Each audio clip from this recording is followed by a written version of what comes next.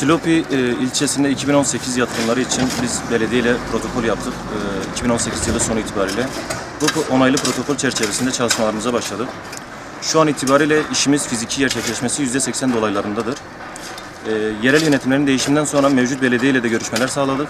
Bu görüşmeler neticesinde mevcut belediye yatırımları engellemeyeceğini dile getirse de sahada işlerimizi engellemiş, çalışma yapmamıza müsaade etmemişlerdir. Herhangi bir yasal dayanakları olmadan. Silopi özelliğine baktığımız zaman bugüne kadar 97 tane panomuz tahrip edilmiş, kullanılmaz hale gelmiştir.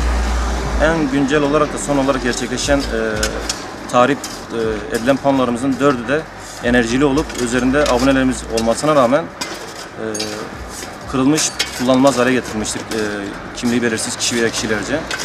Ve bu abonelerimiz 4 gündür enerjisizdir. Abonelerimiz enerji talepleri vardı. Tekrardan geldik. Bu akşama kadar enerji vermeyi planlıyoruz.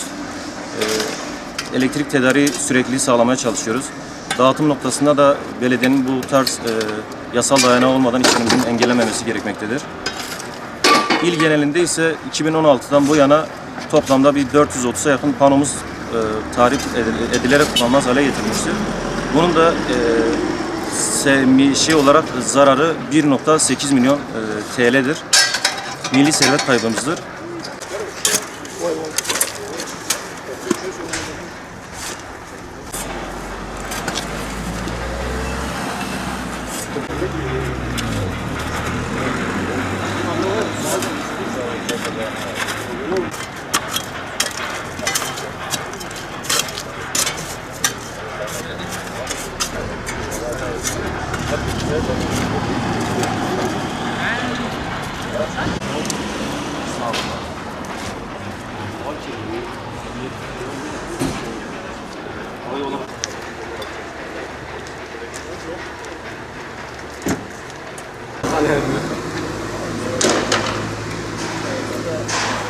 Ya o kadar